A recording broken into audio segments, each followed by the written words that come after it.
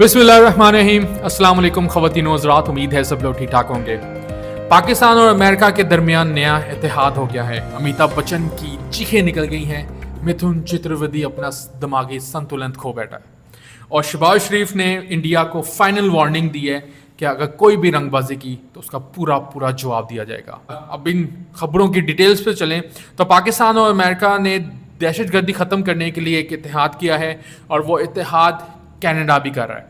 Pakistan, America और Canadian intelligence agencies जो सी हैं वो इस चीज़ पे मुत्तफिक हुई हैं। उनकी एक रिपोर्ट आई है कि जिसमें ये साबित होता है कि दुनिया में जितने भी टारगेट किलिंग्स हो रही हैं, स्पेशली इन पाकिस्तान और पाकिस्तान के अंदर बलूचिस्तान में, पेशावर में, कराची में, लाहौर में और पाकिस्तान से बाहर अगर बात कीजिए तो अफ़गानिस्तान में जितनी भी दहशतगर्दी हो रही है, कनाडा में जितनी दहशतगर्दी हो रही है, जितनी टारगेट किलिंग्स, जितनी सुसाइड बॉम्बिंग हो रही है, उसके पीछे इंडियन रॉ का हाथ है।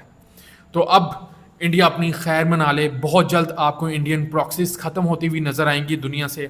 और इंडिया पहले ही फील्ड मार्शल आसिम मुनीर के दूसरे दौरे पे खौफजदा है, परेशान है। उसकी चीखें निकल आई हैं कि यार ये बंदा महीने में 2 दफ़ा अमेरिका का दौरा कर रहा है और पहले दौरे में तो इसने डायरेक्ट ट्रंप के साथ डिनर किया जिसमें इंडिया की रातों की नींदें उड़ा के रख दी हैं। और दूसरी जो खबर है वो बरतानिया के हवाले से है। जितने भी बरतानिया में इंडियन हैं, अगर वो कोई भी टेररिज्म में पकड़े गए तो उनको किसी भी अपील का हक नहीं होगा। उनको डायरेक्ट डिपोर्ट किया जाएगा और उनके ऊपर लाइफ टाइम बैन किया जाएगा। तो ये एक बहुत शर्मिंदगी का सामना करना पड़ा है इंडिया को हर जगह पे, पूरी दुनिया में।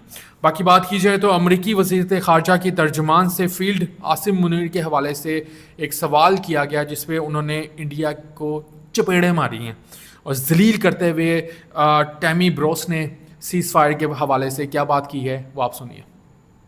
There was immediate concern and immediate movement with the Vice President, the President, and the Secretary of State in addressing the nature of what was happening.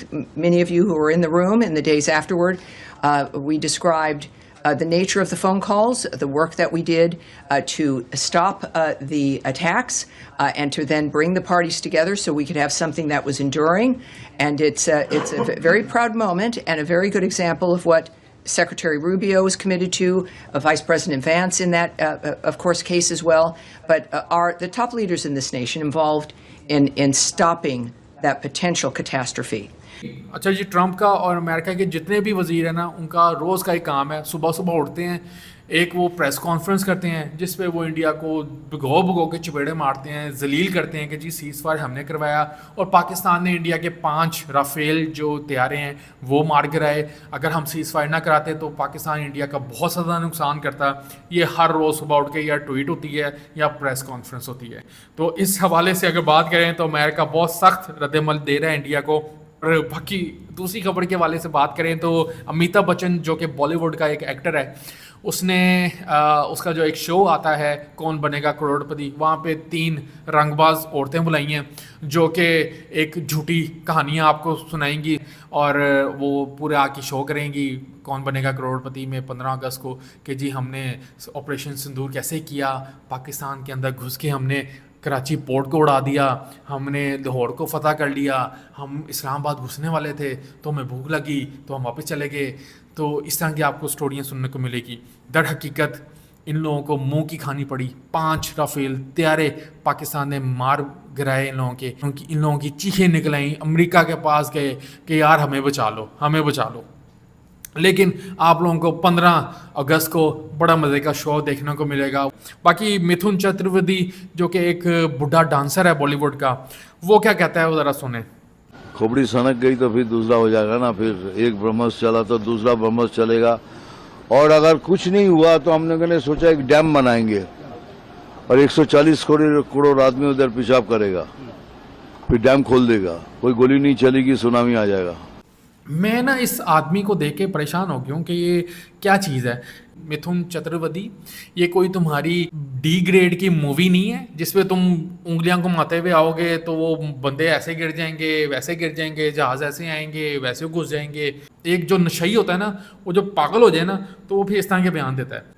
अच्छा जी, एक मैं रिपोर्ट पे काम कर रहा हूँ, वो है नरेंद्र मोदी के हवाले से कि वो कितना बड़ा टेररिस्ट है। उसकी बचपन से लेकर अभी तक की जो हरकतें हैं, एक रिपोर्ट बना रहा हूँ आप लोगों के लिए। तो आप वो देखेंगे तो आपको रियलाइज़ होगा कि वो कितना घटिया, कितना दहशतगर्द आदमी और कितना ख़तरनाक साबित हो सकता है, और इसकी आखिरत क्या होनी है, इसका अंत क्या होना है, वो भी आप लोगों को मैं बताऊंगा। तो आप लोगों का बहुत बहुत शुक्रिया कि आप लोग वीडियोस को इतना सराहते हैं। तो इस चैनल को सब्सक्राइब करें और बेल आइकन पे क्लिक करें ताकि आपको आने वाली वीडियोस का पता चलता रहे। अपना बहुत ज़्यादा ख्याल रखिएगा। Take care. अल्लाह हाफिज़।